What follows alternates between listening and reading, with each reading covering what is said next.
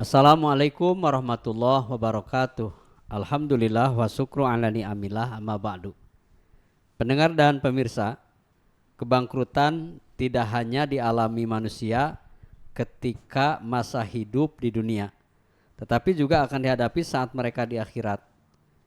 Riwayat tentang kebangkrutan manusia di akhirat dijelaskan oleh Nabi Muhammad SAW ketika sedang duduk bersantai bersama para sahabat. Tiba-tiba beliau menyampaikan satu pertanyaan singkat pada mereka. Pertanyaan itu disampaikan dalam suasana kekeluargaan. Sahabat satu dengan yang lain nampak bergaul akrab. Demikian juga dengan Nabi yang amat dicintainya. Rasulullah SAW bertanya pada mereka, tahukah kalian siapakah orang yang mengalami bangkrut berat di antara kalian? Ulangi, tahukah kalian siapakah orang yang mengalami bangkrut berat di antara kalian? Kemudian para sahabat menjawab pertanyaan Nabi, mereka adalah orang yang tidak memiliki suatu harta apapun. Hadis riwayat Muslim. Pendengar dan pemirsa Mutiara Pagi RRI Bandung tentu akan mengupas lebih jauh tentang orang yang bangkrut bersama Ustadz Roja Sahrul Hikmat. Ustadz Roja Sahrul Hikmat. Baik, seperti apa Pak Ustadz yang dikatakan orang yang bangkrut? Tetapi tentu bukan bangkrut dalam berdagang ya, seperti itu. Silakan Pak Ustadz. Bismillahirrahmanirrahim. Nahmaduhu wa nusalli wa nusallimu ala rasulihil karim wa ala alihi wa sahbihi ajmain. Subhanaka la ilma lana illa ma 'allamtana innaka antal alimul hakim. Rabbi syrah li sadri wa yassir li amri wahlul 'uqdatam min lisani yafqahu qawli. Pendengar dan pemirsa RRI Bandung, alhamdulillah pada kesempatan yang berbahagia ini tadi sudah disampaikan oleh Bapak Casmita bahwa pada kesempatan ini kita akan membahas tentang siapakah orang yang bangkrut. Nah, dalam pertanyaan siapakah orang yang bangkrut, karena di sini Nabi SAW ingin memberikan sebuah permisalan. Yang permisalan ini menunjukkan sebuah penekanan dan pertanyaan yang ingin Nabi SAW mendapatkan jawaban yang hakiki. Maka ketika Nabi bertanya mal muflis, siapakah orang yang bangkrut, maka sahabat ada yang menjawab bahwa al muflis fina la dirhama lahu wala mata. Orang yang bangkrut itu orang yang tidak punya dirham dan tidak punya barang dan tidak punya apa-apa. Maka Nabi tidak membenarkan. Alias berarti Nabi tidak mengiyakan jawaban tersebut dengan jawaban yang benar, alias salah. Kenapa? Kalau secara konteksnya sebenarnya betul. Kalau yang ditanyakan adalah bangkrut secara bahasa. Sebagaimana orang yang dia buka toko, sudah punya modalnya besar, kemudian diberikan barang, tatkala ternyata modalnya habis dan gak dapat untung, malah uangnya juga gak ada, barangnya hilang, uangnya gak ada. Oh, ini benar bangkrut. Tapi pertanyaan Nabi di sini ingin menanyakan hakikatnya orang bangkrut itu yang seperti apa. Maka Nabi menjelaskan, faqala innal muflis, sesungguhnya orang yang bangkrut yang aku maksud di sini adalah orang yang bangkrut nanti di akhirat. Jadi sebagaimana umumnya manusia, ya Pak Casmita, gak ada kayaknya orang yang doa sama Allah, ya Allah jadikan saya jadi orang bangkrut gitu. Gak ada ya. Betul. Karena memang bangkrut itu kondisi yang orang tidak mau untuk mendapatkan itu. Betul. Adapun ternyata dalam kehidupan terjadi, itu bagian dari ujian dari Allah. Nah, di sini Nabi SAW ingin mengenalkan kepada kita sebagai umatnya bangkrut yang sesungguhnya. Bukan bangkrut di dunia, tapi bangkrut di akhirat. bangkrut di dunia saja sudah sedih. Sudah, betul. Sudah sedih, wah terpuruk, menangis, mengeluh. Akan tetapi bagaimana kalau ternyata bangkrutnya tuh di akhirat, lebih menyedihkan. Ya. Karena kalau bangkrut di dunia ya masih banyak hiburannya dan Iya. masih banyak yang bisa memberikan pertolongan. Betul. Tapi kalau di akhirat sudah bangkrut, Ya. Masya Allah, akan menjadikan bangkrut yang sangat menyedihkan. Nah, Betul. kemudian siapakah yang bangkrut di sini kata Nabi? Adalah seseorang yang dia datang pada hari kiamat dengan membawa pahala yang begitu banyak. Di antara pahala tersebut yang dia pernah buat di dunia, di antaranya ada pahala sholat, kemudian ada pahala puasa, ada pahala zakat, dan pahala-pahala amalan yang lain. Yang dia merasa bahwa saya ini orang beruntung karena saya datang ke akhirat dengan membawa amalan yang banyak. Ternyata tiba-tiba datang sekian banyak orang yang dia datang untuk menuntut orang tersebut. Disebabkan apa? Ada yang menuntut karena pernah dizolimi, di antaranya karena pernah difitnah, karena pernah dicaci maki, karena pernah dituduh berbuat jahat, dan pernah juga dia memakan harta orang lain, kemudian dia pernah mengalirkan darah orang lain dan pernah memukul tanpa hak. Maka orang-orang yang pernah dia zolimi di dunia, di akhirat datang semuanya menuntut orang tersebut untuk membayar perbuatan zalim yang pernah dia buat di dunia, dituntut di akhirat.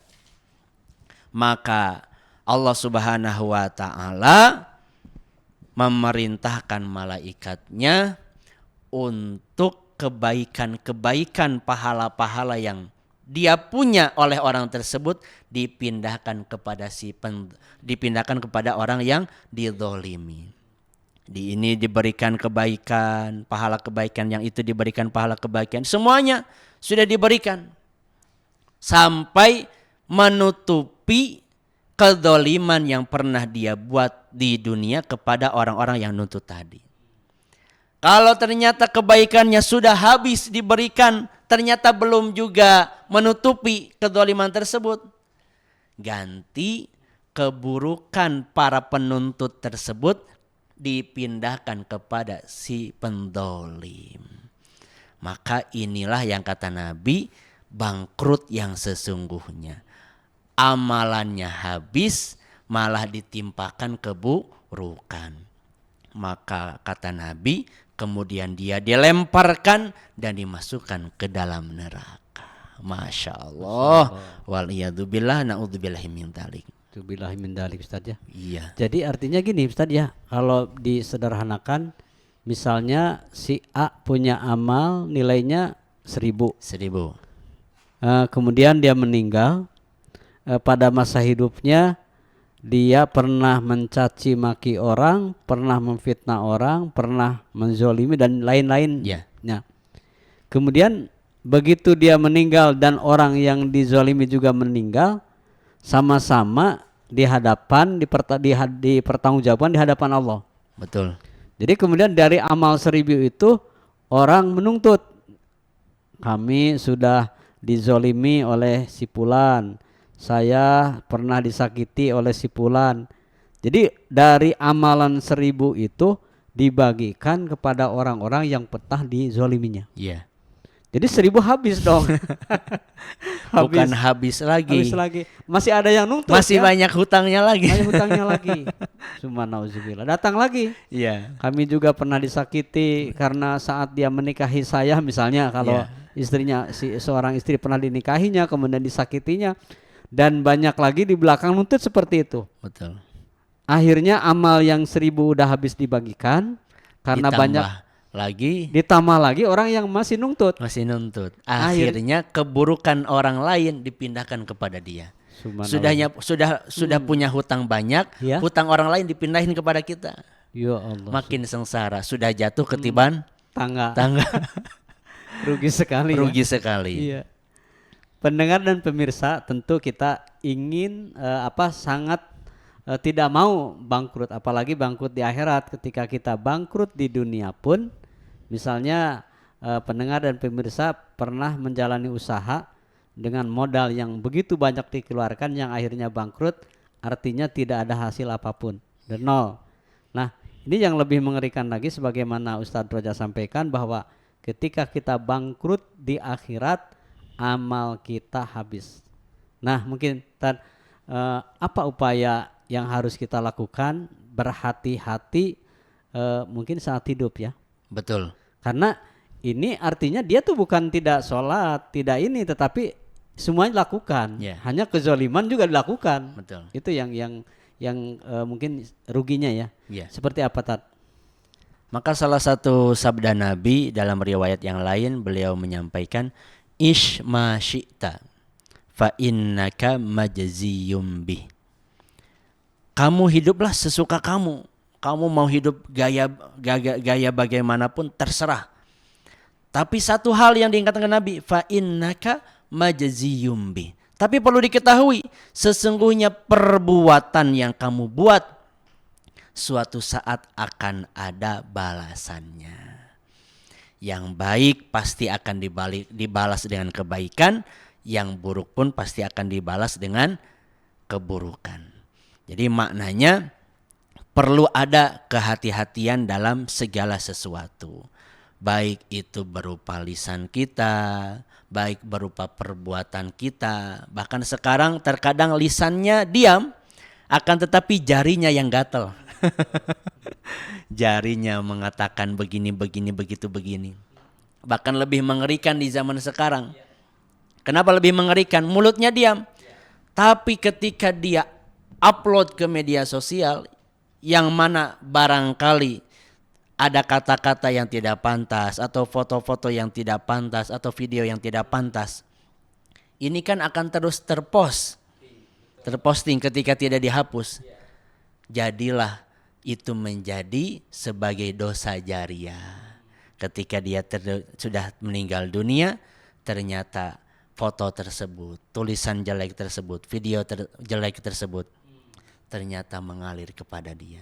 Di dunia saja sudah mendapatkan sisi negatif yang luar biasa, terlebih lagi nanti di akhirat. Jadi Nabi sudah mengingatkan, kalau kamu pengen hidup sesuka kamu silakan, tapi perlu ingat konsekuensinya. Kalau kamu berbuat begini, suatu saat baik di dunia sudah ada. Apa dari setiap perbuatan pasti ada akibatnya. Yang baik akan mendatangkan kebaikan, yang buruk pun akan mendatangkan balasan yang buruk pula. Maka ini menjadi penegasan dari baginda Nabi bahwa beramal soleh itu penting. Akan tetapi menjaga hubungan dengan sesama makhluk dan hamba Allah itu pun penting pula. Kenapa? Ternyata ibadah yang kita buat yang kaitannya dengan Allah, yang kita anggap sudah menjadikan diri kita soleh, ternyata karena perbuatan kita kepada hamba Allah yang lain tidak baik, itu menjadi akibat amalan baik kita terhapuskan gara-gara hubungan kita tidak baik. Maka perlu kita menegaskan dan ambil prinsip, saya rajin sholat, saya rajin puasa, dan saya pun punya akhlak yang baik. Adapun kalau memang ternyata di sekitar kita ada yang sudah rajin sholat, akan tetapi akhlaknya kurang baik, itu bukan sebagai kita menjadi hakim. Oh, ini pasti jadi orang bangkrut nanti di akhirat. Itu bukan bagian kita. Kita hanya menjadikan sebagai pelajaran. Bagaimana saya amalannya baik dan perbuatan sehari-hari kepada orang lain pun baik. Jadi kita bukan hakim, kita bukan seorang pengadil yang ketika melihat si A, ngapain sih sholatnya rajin tapi tuh hutang gak dibayar-bayar. Nah, itu jangan menjadikan alasan kita untuk meninggalkan sholat. Lebih baik gak sholat, tapi saya rajin bayar hutang. Lebih baik gak sholat, tapi saya baik kepada tetangga. itulah di antara tipu dayanya setan. Jadi tugas kita melihat kekurangan orang lain bukan menjadi alasan kita meninggalkan kebaikan karena melihat sisi tidak baik dari orang lain. Justru harusnya kita melengkapi tatkala Allah tampakkan sisi orang lain yang belum baik di hadapan kita. Baik pendengar dan pemirsa, berhati-hatilah ketika kita bermuamalah hidup dengan sama manusia. Tentu banyak hal yang menjadikan kita rugi, amal kita habis gara-gara mungkin tidak bisa menjaga lisan. Betul. Gara-gara kita mungkin tidak bisa menjaga sikap dari perbuatan apapun, baik di tempat kerja atau di tempat usaha, bisa jadi di tempat pertanian ya, perdagangan luas nih sebenarnya. Betul. Ini juga termasuk yang sangat menarik tadi Ustadz Roja sampaikan, bahwa saat ini justru rentan sekali tadi ya. Betul. Dengan adanya gadget ini orang bisa diam tapi sangat berbahaya. Diam bisa menyakiti orang, dia bisa memposting hoax, memberikan hasutan. Lebih-lebih saat ini saling benci itu bertebaran, dan itu akan menjadi rugi buat kita sebagai kaum muslimin muslimat yang notabene amalan ibadah kita itu terbatas. Ya. Di sisi lain kita tidak bisa menjudge orang lain salah, orang lain bahwa malah menganggap bahwa diri kita paling soleh, paling beriman, bertakwa. Nah, kemudian upaya selanjutnya tadi yang harus betul-betul kita waspadai, sebagaimana tadi Rasul mengingatkan ya pada kita, hati-hati, silakan Anda berbuat apapun, tapi ingat kelak akan diminta pertanggungjawaban. Yang lainnya tadi, di antara amalan yang perlu kita ingat bahwa namanya manusia berkumpul dengan manusia yang lain, perbedaan itu pasti ada.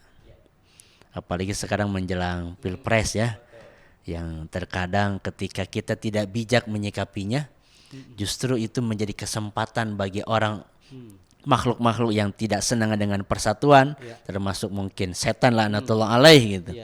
Itu menjadi sebagai momen nih, wah Pilpres nih nggak cocok. Adu domba. Saya mungkin 01, 02, ini 03, nggak cocok berantem. Aduh.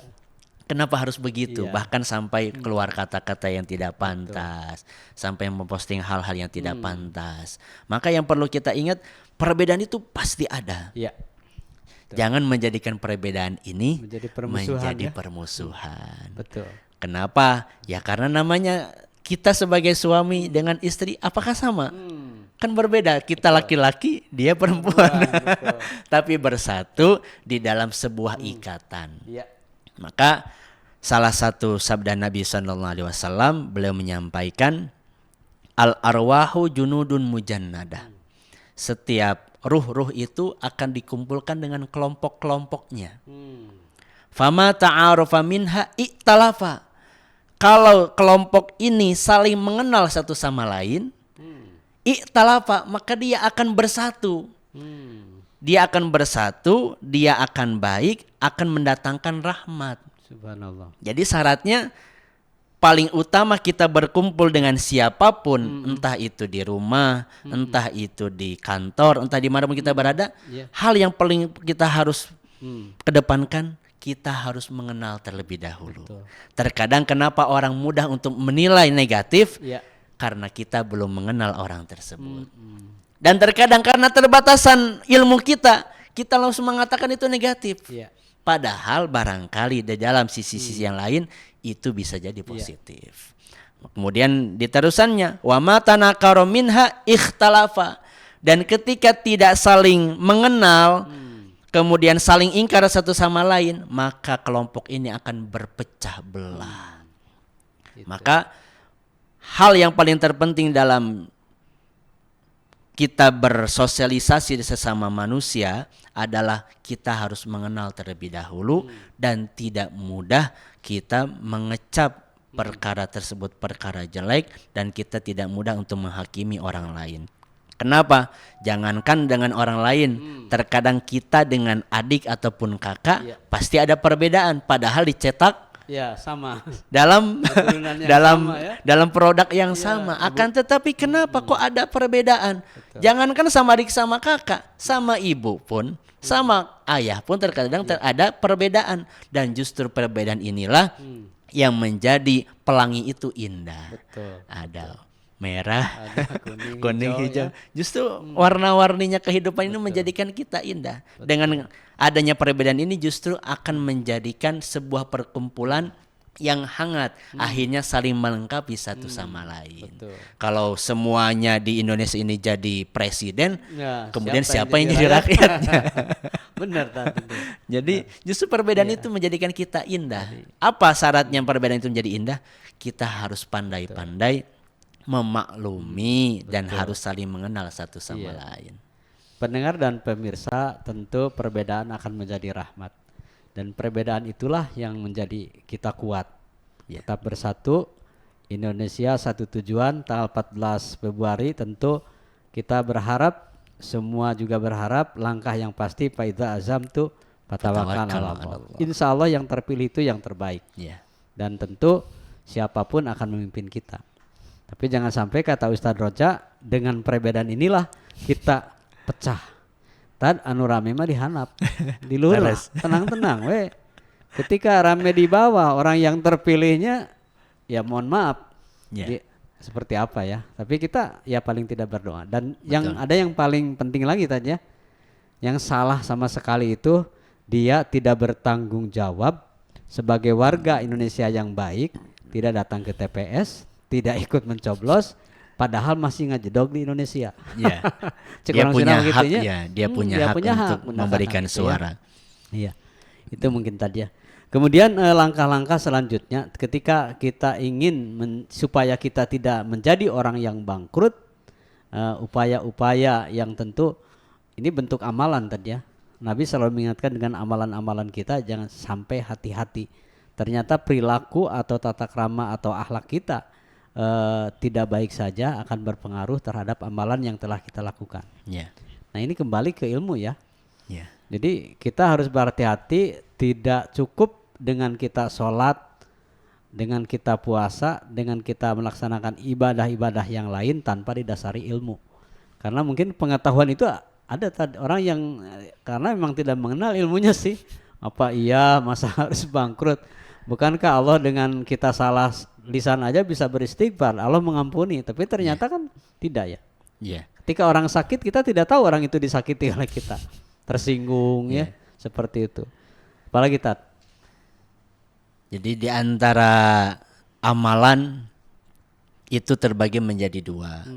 Ada amalan yang kita harus kerjakan kepada Allah Subhanahu wa taala. Ada amalan yang harus kita jaga kepada sesama manusia ataupun kepada hamba-hamba ataupun makhluk-makhluk Allah. Ketika kita perbuatan salah kita kepada Allah Subhanahu wa taala, sebagaimana tadi Ustadz sampaikan, maka kita bisa bertaubat dengan sesuai dengan amalan tersebut. Kalau meninggalkan sholat, ya di antara taubatnya adalah kita mengqadha sholat. Ketika meninggalkan puasa yang wajib karena suatu hal, kita wajib mengqadha puasa. Ataupun amalan selain yang wajib yang kaitannya dengan Allah Subhanahu wa taala, kita bertaubat dan istighfar secara benar. Akan tetapi dalam perbuatan dosa yang kaitannya dengan makhluk Allah, khususnya manusia, ini tidak cukup hanya dengan istighfar. Ini tidak cukup hanya kita berdoa, ya Allah ampunilah saya karena saya pernah ngambil uangnya si dia. Itu tidak cukup. Bagaimana syarat taubatnya? Itu dijelaskan dalam kitab Riyadhus Shalihin di dalam syarahnya. Di antara tanda seseorang tersebut taubat kepada perbuatan dosa yang kaitannya dengan sesama manusia adalah meminta ridho, meminta maaf atas kesalahan yang pernah dia buat yang sampai menyakiti saudaranya. Jadi ini tidak cukup kita diam ketika menyakiti seseorang, kita menyinggung orang lain, padahal kita sadar persis bahwa itu menyinggung ya. Kita harus benar-benar datang minta ridho, Iya. minta maaf. Harus minta maaf. Ada minta maaf di lisan tapi hatinya masih tetap. Nah. Cuman ini kan zohir ya. Secara zahir kita sudah menunaikan. Oh iya. Kita Pak punten kamari kia. Dia sudah mengatakan ya mohon. Nah, adapun kata-kata mohon memaafkan tersebut Iya. dohiran wa batinan itu bukan urusan kita. Secara dohir dia sudah memaafkan cukup. Adapun secara batin itu di luar dari kemampuan kita yang dohir. Pak Ustadz Roja Mutiara Pagi dari Bandung, tentu berbicara bangkrut itu masih banyak yang akan kita kupas, tapi keterbatasan waktu. Ya. Mungkin ada beberapa catatan penting buat kaum muslimin dan pendengar RRI. Silahkan Ted. Ya, catatan pentingnya pertama kali ini menjadi introspeksi buat kita semua bahwa segala sesuatu itu yang perlu kita ingat adalah dampak akibat dari perbuatan yang kita buat.